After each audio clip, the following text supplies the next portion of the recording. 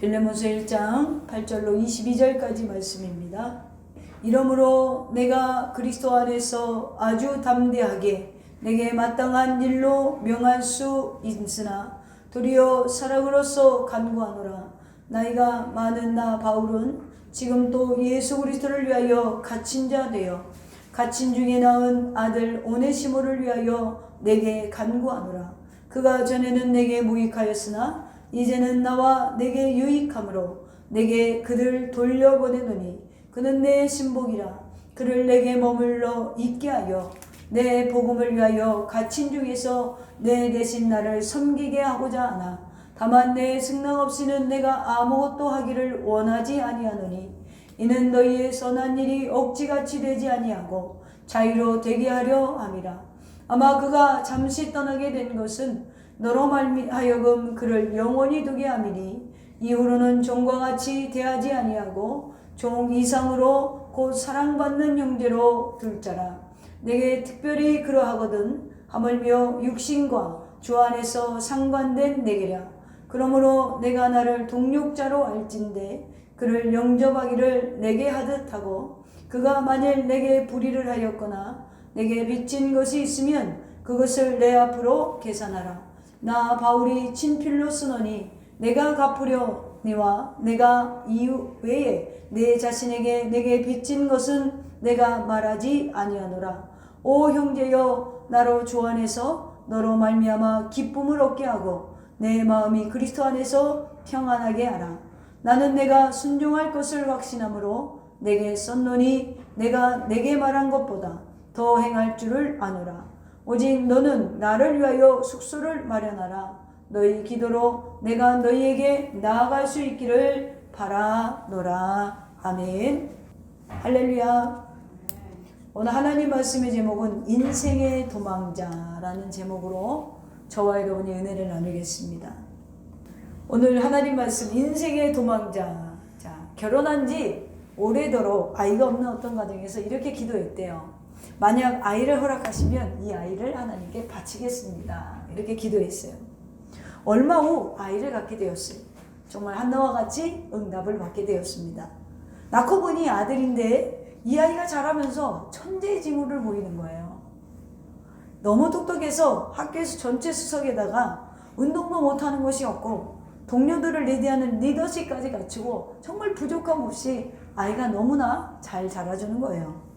아이가 성장할수록 부모는 다른 생각을 합니다. 아이 가지기 전에 만약 아이를 허락하시면 하나님께 이 아이를 바치겠습니다. 이걸 까먹고 다른 생각을 하는 거예요. 이 아이가 법무부 장관이 되진 않을까?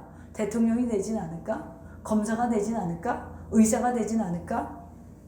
그래서 고민이 나다가 이 아이가 의대 지명에서 의사가 되는 것이 하나님께 더 좋은 것이 아닐까? 이렇게 부모님들이 생각을 하고 의대에 입학을 하고 굉장히 순조롭게 학교 생활을 하게 되었습니다.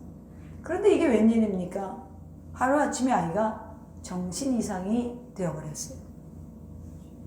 미쳐도 보통 미친 것이 아닙니다. 대낮에도 옷을 벗고 막 알몸으로 바깥을 막 뛰어다니는 거예요.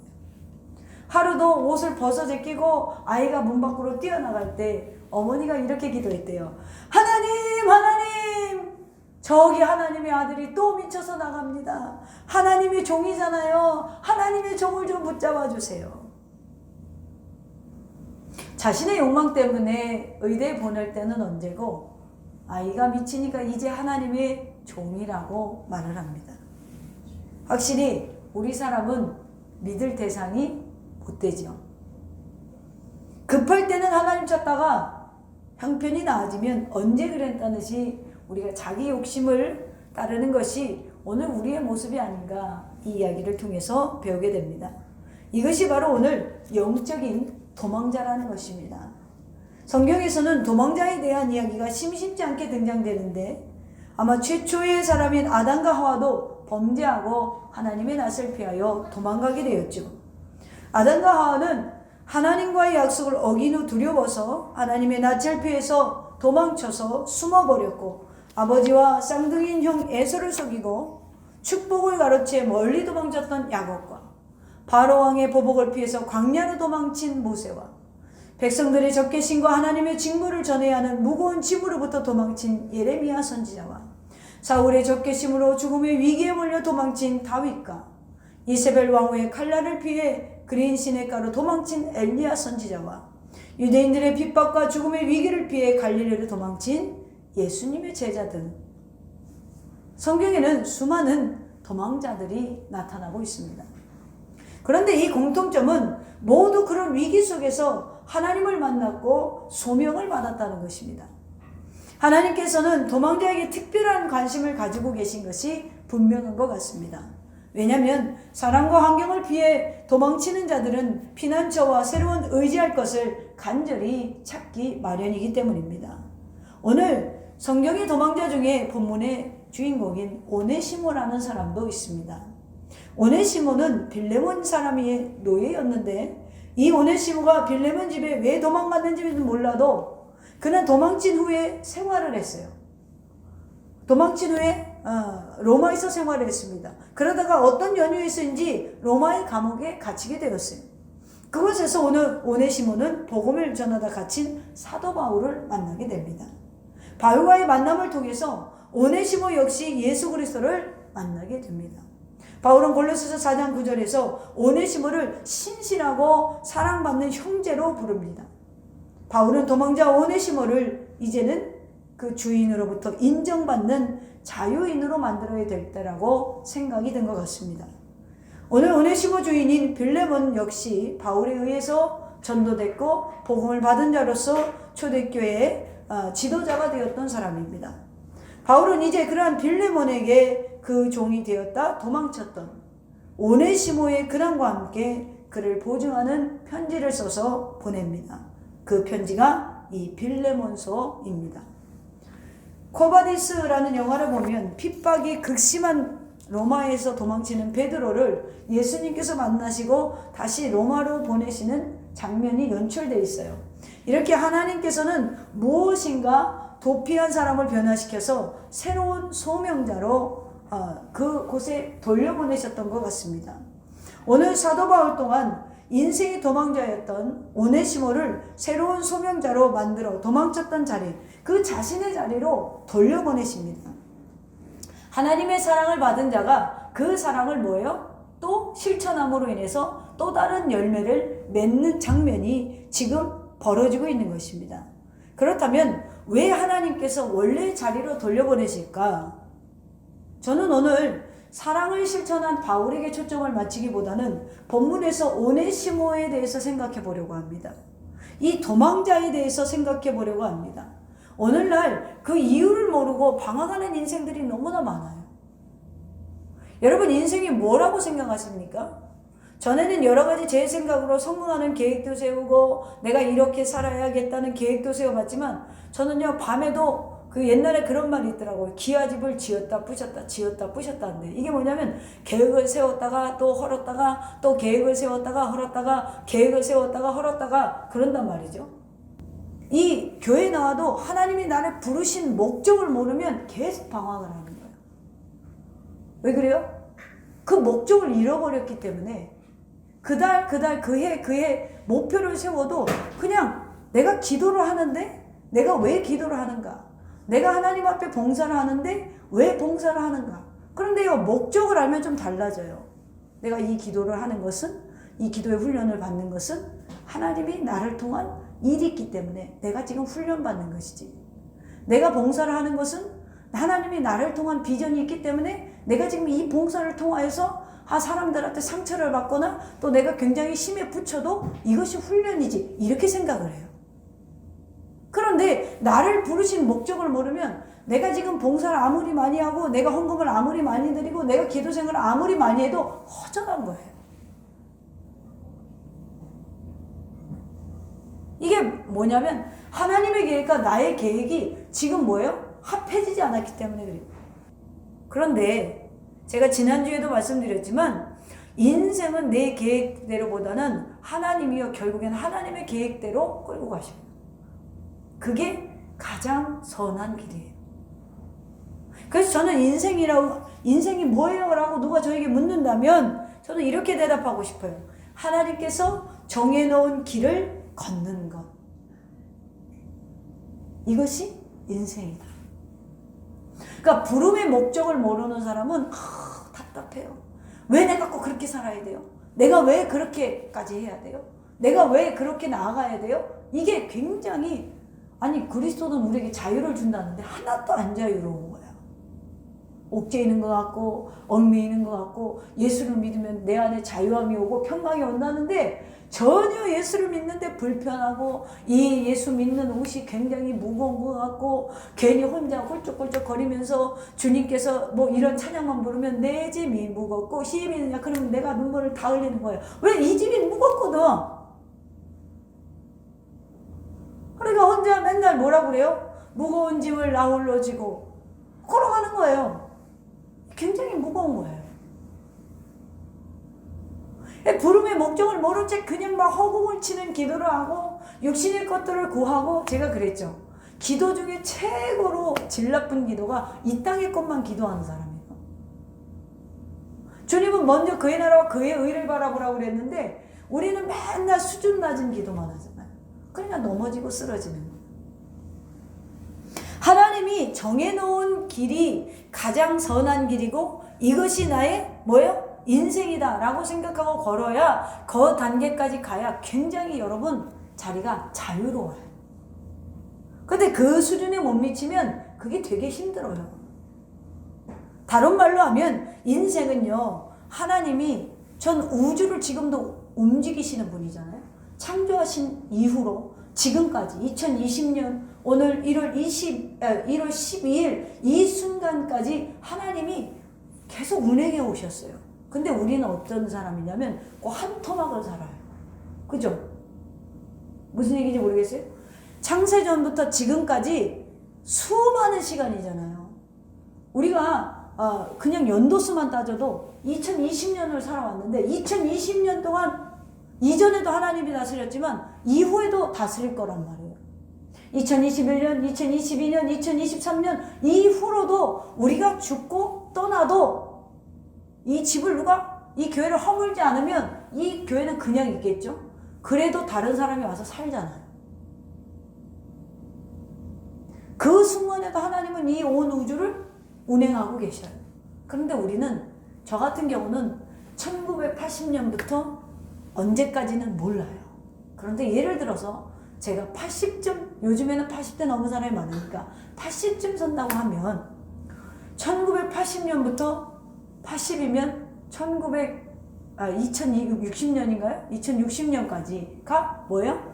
제가 한 토막을 살아가는데 이 한 토막 가운데 하나님이 우리에게 뭘 주셨냐면 소명이란 걸 주셨다는 거예요. 다시 말하면 우리를 통하여 하나님의 일을 이 땅에서 계획하시고 실현하신다는 거예요. 그러니까 우리는 요 틈을 살고 있는 거예요, 지금. 그러니까 뭐예요? 결국에는 하나님의 계획 속에, 하나님의 시간 속에 나라는 한 인간이 뭐예요? 그 시간을 살아가고 있다는 거예요. 우리가 크게 보면 그렇다는 거예요. 하나님의 긴 그 시간 속에 우리는 한 토막, 극히 우리는 그러니까 뭐냐면 하나님의 시간 속에 점밖에 안 돼요. 그 점들이 모여서 하나님의 그림이 그려진다는 거예요. 다시 말하면 하나님의 계획이 이루어진다는 것이죠. 그래서 하나님은 우리를 부르시고 몇 월 며칠 날 오라는 것까지 이미 계획을 세우셨어요. 그렇기 때문에 그 시간 동안 하나님이 우리에게 원하시는 것이 무엇인가? 바로 하나님이 만들어 놓은 뜻 가운데, 하나님의 계획 가운데 우리가 흘러가기를 원하고 계신다는 거예요. 왜 그런 해답이 나왔냐면요, 제가요 조금 살았는데, 제가 연조가 짧잖아요. 그런데 아무리 내가 발버둥을 치고 아무리 머리를 써보고 힘을 쏘고 울어도 받고 믿는 척도 해봤어요. 그런데 내가 원하는 자리에 두지 않더라는 거예요. 하나님이 원하는 자리에 저를 두시더라는 거예요. 이렇게 하나님께서 계획하신 대로 계속해서 내가 방황을 하고 인생에서 도망을 치고, 여기서 인생은 하나님이 계획하신 그 길이라는 거예요. 거기서 우리가 도망을 치면 우리는요 계속 신앙생활을 한다고 해도 방황하게 돼 있어요. 오늘날 그리스도인들이 굉장히 신앙에 방황을 해요. 근데 나는 자부심 하나 갖고 있어요. 뭐 갖고 있냐면 더샘교회 오면 방황이 끝나요.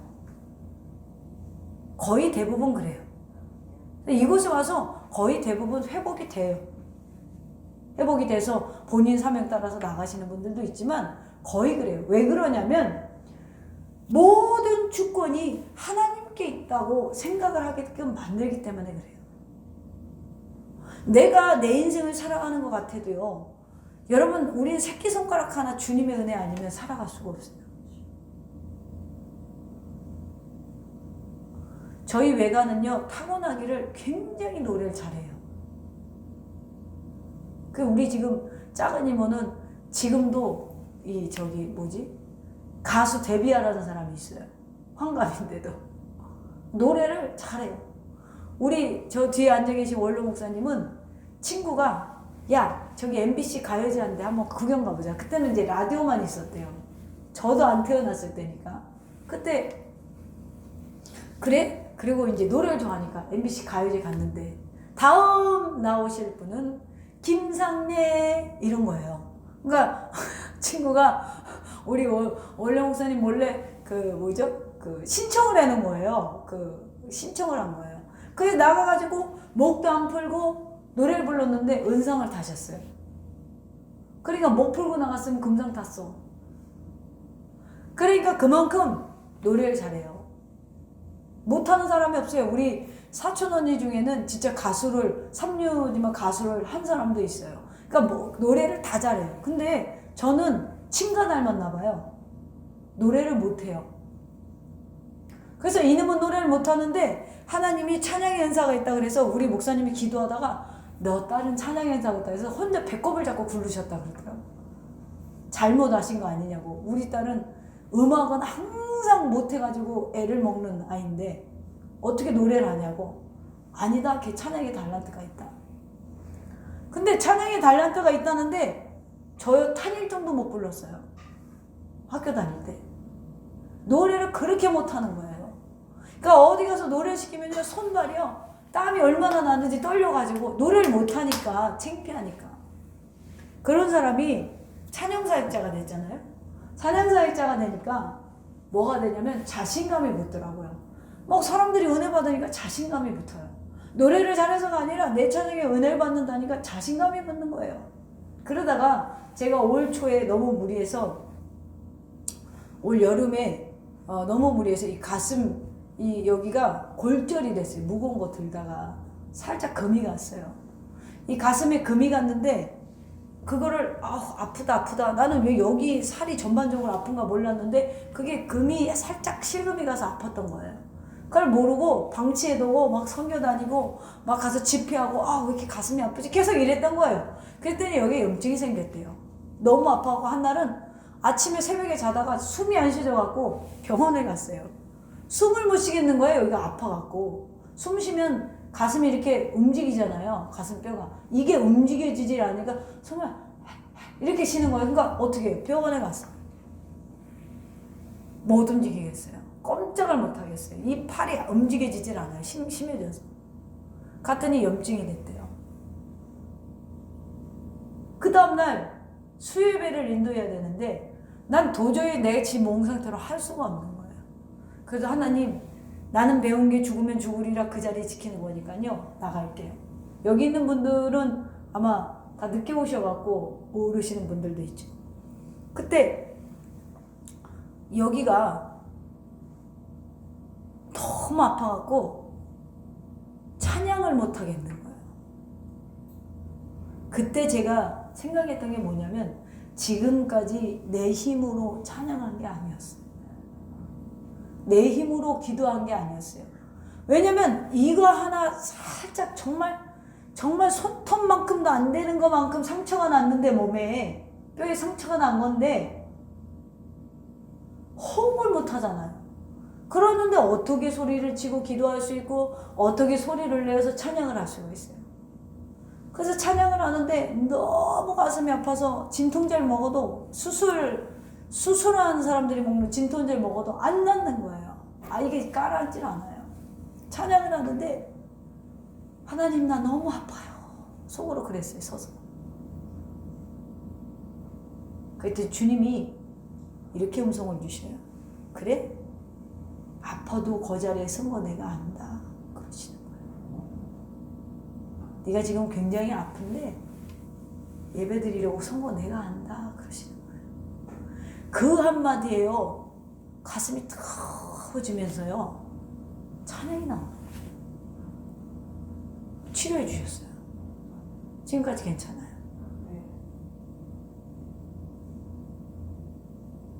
여러분, 삶이 번제가 된다는 것, 삶이 하나님 앞에 연락된다는 건 아마도 하나님이 원하는 자리에 우리가 서서 하나님의 계획 속에 우리가 살아가는 게 아닐까. 제 짧은 소견에는 그런 결론을 내립니다. 오늘 왜 우리가 계속해서 방황하게 되는가? 한국교회 성도들 대부분이 그러니까 교회에 뭐가 있어요? 상담 전화. 왜 상담이 있어요? 방황하는 사람이 굉장히 많다는 거예요. 왜 그럴까?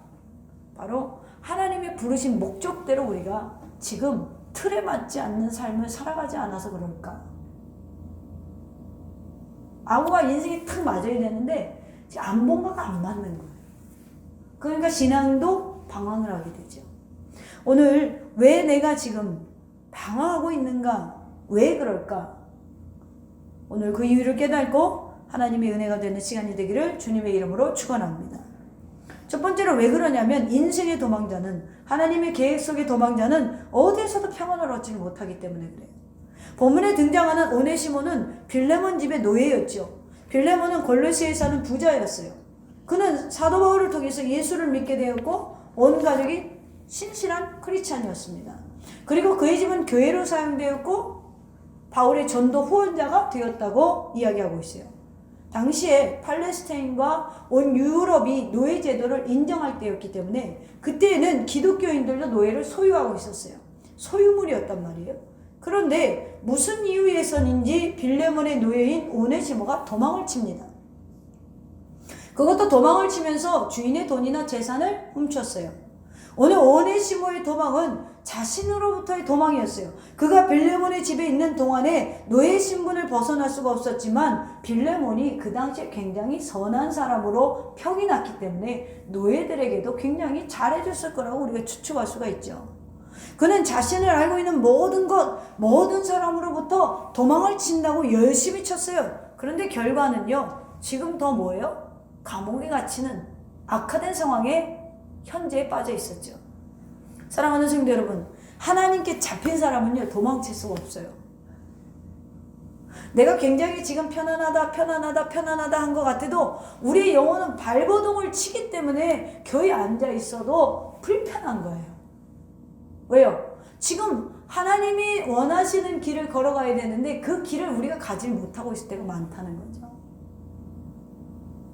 제가 그랬잖아요. 저는 인생의 목표가 20대 초반에 부자가 제 인생의 목표였어요. 꿈이 뭐야? 부자요. 뭐 하고 싶어? 부자요. 왜냐면 우리 어머니가 돈도 안 벌고 맨날 그 기도만 하니까 가난함 때문에 내가 정말로 비극적인 인생이 시작되는 거예요. 이 20대 초반에 엄마가 나를 빵빵 밀어줘야 되는데 제가 또 운동선수였잖아요. 이거는 운동 시합에 한번 와서 응원을 못해. 맨날 기도만 하고 있는 사람이 무슨 돈이 있어요. 그러니 뭐 몇십 명씩 오면은 밥 사줘야지, 간식 사줘야지, 음료 사줘야지, 그거 못 오는 거야. 그러니까 어렸을 때부터 제가 갖고 있는 게 뭐였냐면 사춘기 시절에 제가 아주 어렸을 때는 집이 잘 살았거든요. 근데 아버지 돌아가시고 나니까 아무것도 재산이 남질 않더라고요. 그리고 나서 우리 집이 손님이 끊기고 친척들이 오질 않고 그리고 나서 굉장히 외로운 거예요. 집안이. 엄마랑 나랑 둘밖에 없는데 그때부터 생각이 뭐냐면 사람이 돈이 없으면 사람도 떠나는구나. 이게 굉장히 강하게 각인이 된 거예요. 그러니까 저는 꿈이 부자였어요. 꿈이 부자. 그래서 운동도 사실은 제가 막 열심히 했던 이유가 막 선배들도 막 제가 1학년 때 3학년도 이겼어요. 얼마나 독했는지. 열심히 했던 이유가 내가 국가대표가 되든 뭐가 되든 이 길에서 내가 정말 성공하는 사람이 되어야겠다. 그런데 주님이 부상을 주셔가지고 주저앉혔죠. 그리고 나서 방황을 했어요. 꿈이 무너졌잖아요. 근데 주님은 나의 꿈은 버리고 이제는 너의 꿈은 버리고 이제는 나의 꿈을 잡으라고 그렇게 한 건데 그걸 몰랐어요. 교회 나가도 은혜가 안 되는 거예요. 어떤 분이 그런 말 하시더라고요. 저는 교회에서 설교 들으면서 이런 메시지, 일반적으로 메시지를 들으면서 은혜 받지 못한 지가 벌써 몇 년이 넘었습니다. 그러는 거예요. 근데 그분이 직분이 목사예요. 근데 왜 그럴까 생각해 봤더니 지금 하나님이 원하는 거는 생각하지 못하고 자신이 원하는 것만 보는 거예요. 목사가 되었어도 권사가 되었어도 교회 전도사가 되었어도 교회 직분자가 되었어도 하나님이 원하는 나를 통한 하나님의 계획을 실현시켜 드려야 그 속에까지 갈 수 있는 믿음에까지 성장에 이르러야 우리가 자유함을 누리는데 하나님이 주시는 게 너무 무거운 거예요. 그것이 무겁다면 아직 신앙이 굉장히 어린아이라는 거예요.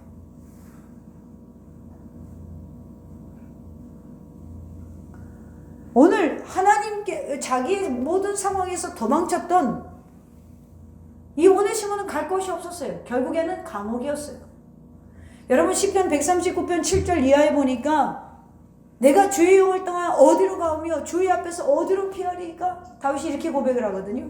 내가 하늘에 올라갈지라도 거기 계시며 서울에 내 자리를 펼지라도 거기 계시나이다. 내가 새벽 날개를 치며 끝에 가서 거할지라도 거기서 주의 손이 나를 인도하시며 주의 오른손이 나를 붙드시니이다. 내가 혹시 말하기를 흑암이 반드시 나를 덮고 나를 두른 빛은 밤이 될지라도 주께서는 흑암이 숨기지 못하며 밤이 낮과 같이 비추시나니 주에게는 흑암과 빛이 일반인이다.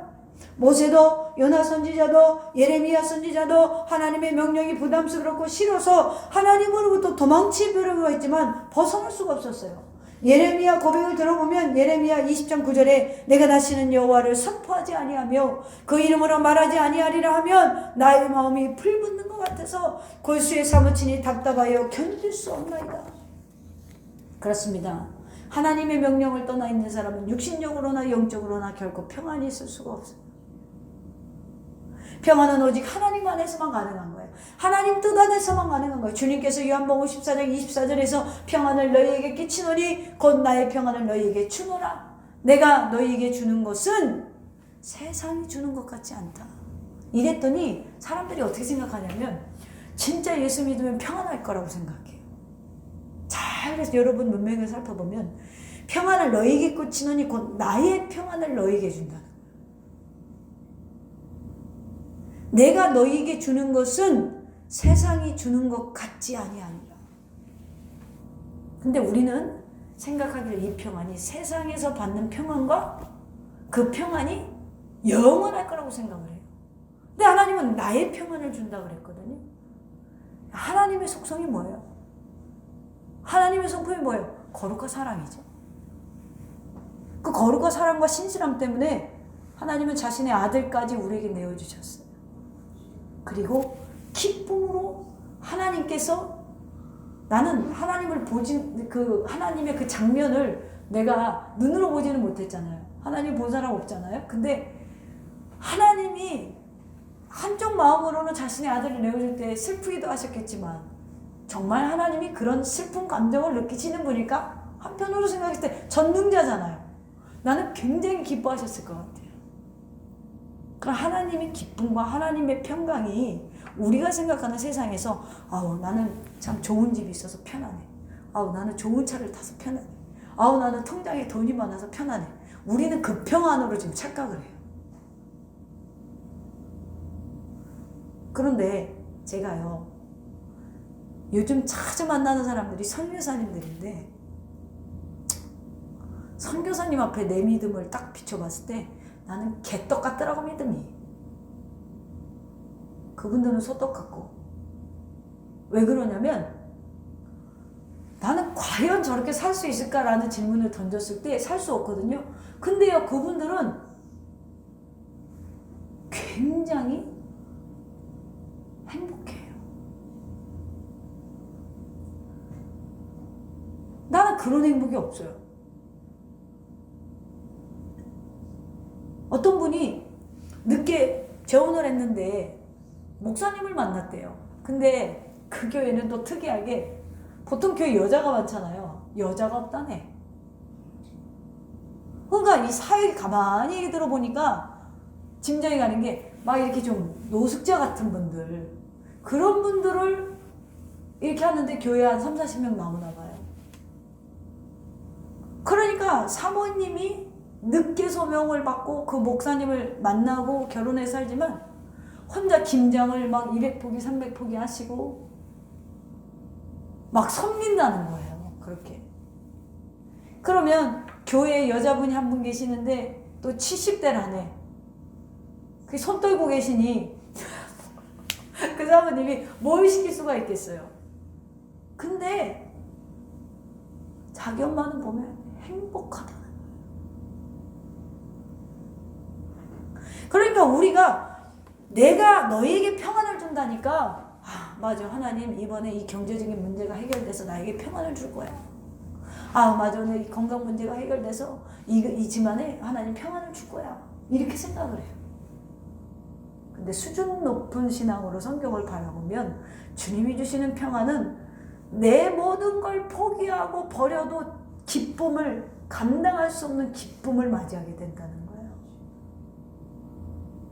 그때 오는 평안이 아마 세상이 주는 것 같지 않은 평안이 아닐까. 사랑하는 성도 여러분, 오늘 혹시 우리들의 삶이 하나님의 명령으로부터 도망치고 있는 인생의 도망자가 아닌가? 만일 그러하다면 오늘 오네시모의 경우를 보며 모든 인생이 주님의 주권 안에, 계획과 섭리 안에 그저 벌레만도 못한 우리는 그 정해진 길을 걸어가야 한다는 것을 잊지 마시기를 축원합니다. 두 번째로, 인생의 도망자라도 하나님은 결코 포기하지 않으신다는 것을 아셔야 돼요. 인생을 향하신 하나님의 뜻은 분명합니다. 민수기 23장 19절에 보니까 하나님은 사람이 아니시나니 거짓말을 하지 않으시고 인생이 아니시나니 후회가 없으시도다. 어찌 그 말씀하신 바를 행하지 아니하시며 하신 말씀을 실행하지 아니하시라 라고 했어요. 인생의 도망자 오네시모가 로마에서조차 범죄하여 갇힌 신세가 되어 죽을지도 모르는 그야말로 절망의 순간에 서게 되었어요. 그러나 하나님께서는 그에게 기회를 주셨습니다. 사도 바울을 만나 복음을 전하게 하셨습니다.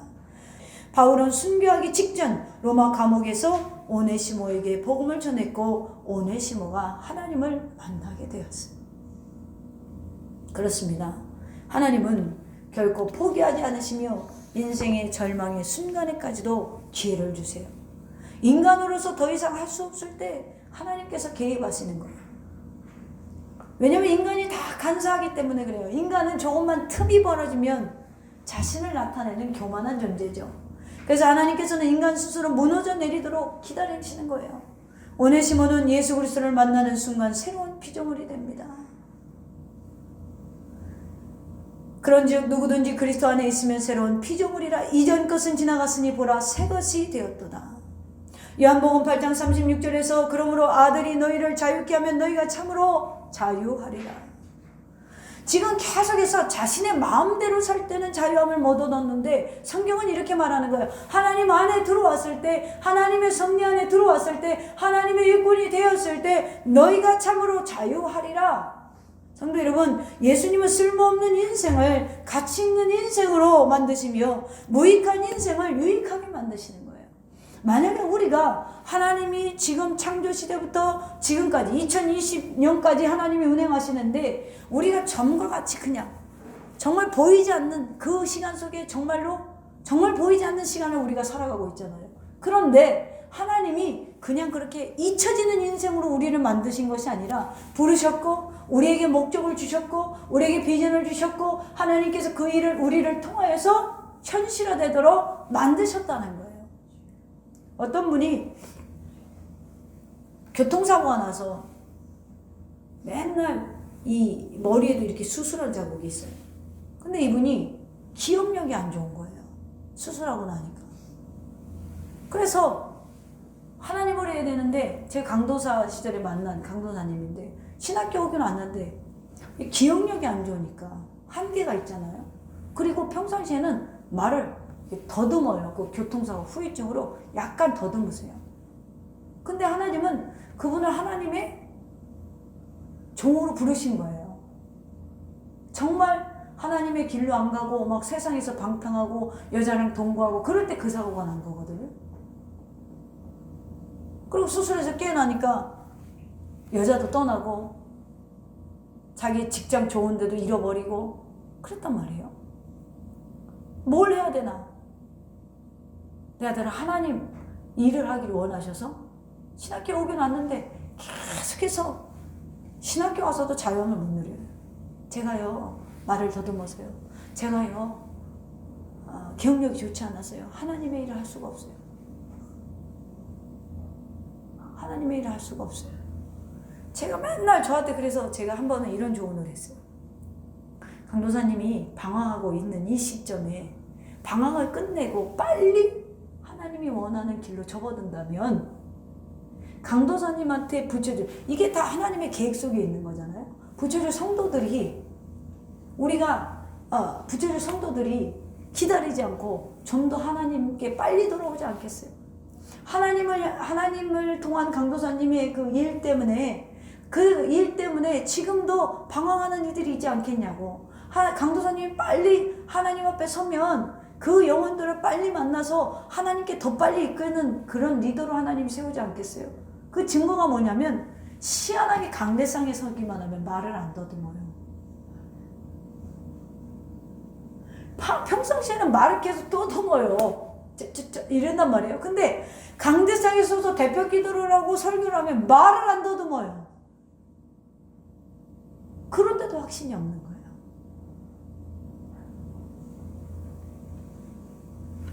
우리 항상 그러니까 똑같은 거예요. 여기 기도원 가서 똑같고 저기 기도원 가서 똑같고 저희 기도원 가서도 똑같은 거예요. 하나님의 일 하셔야 돼요. 하나님의 일 하셔야 돼요. 근데 본인은 마음이 없는 거야. 자신이 없는 거야. 그러니까 뭐예요? 마음이 얼마나 뭐예요? 공허하고 자유롭지 못하고 평안이 없고 이런 현상이 왜 그래요?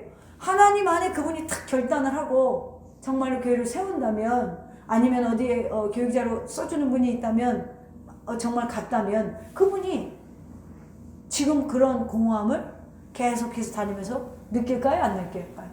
안 느끼겠죠. 지금은 어떻게 하시는지 모르겠는데 제가 지방으로 가면서 인연이 끊어졌어요.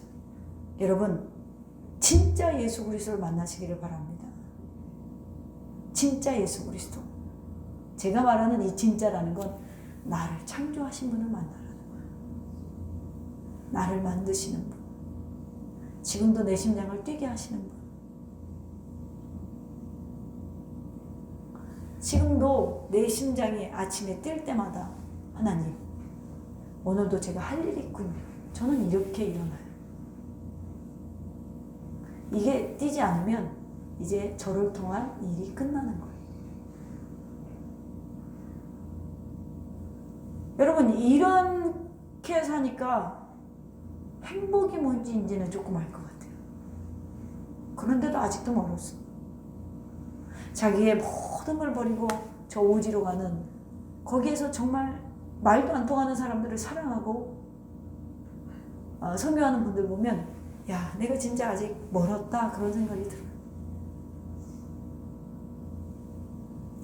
지금 여러분의 생애가 진짜 빛나고 가치 있기를 원한다면 그렇다면 나를 만드시고 지금 나에게 계획을 주시고 나를 이끄시는 그 예수 그리스도를 만나시기를 바랍니다.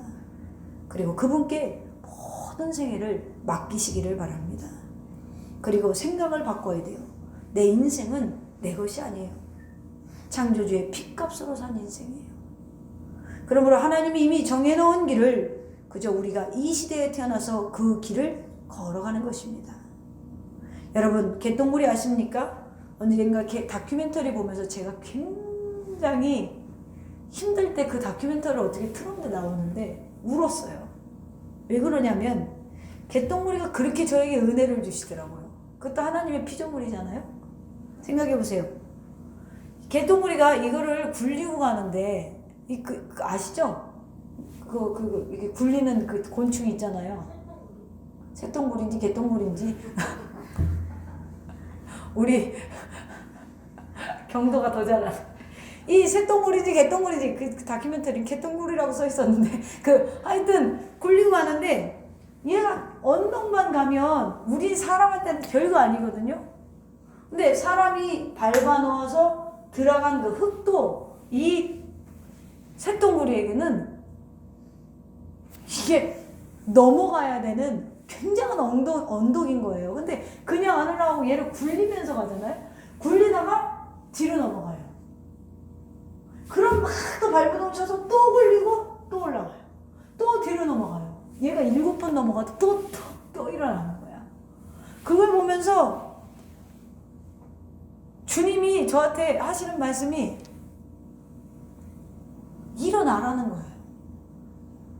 고난 가운데서, 아픔 가운데서, 고민 가운데서 일어나라는 것 같은 거예요. 만약에 여러분 개똥구리가 하나님 나는 왜 평생 이거나 굴리면서 살아야 되고 따집니까? 아니에요. 걔는 따지지도 않고 묻지도 않고 그냥 굴리고 올라가는 거야. 근데 계속 넘어지는데 내가 보다 보니까 안타까운 거야. 좀 올려주고 싶어.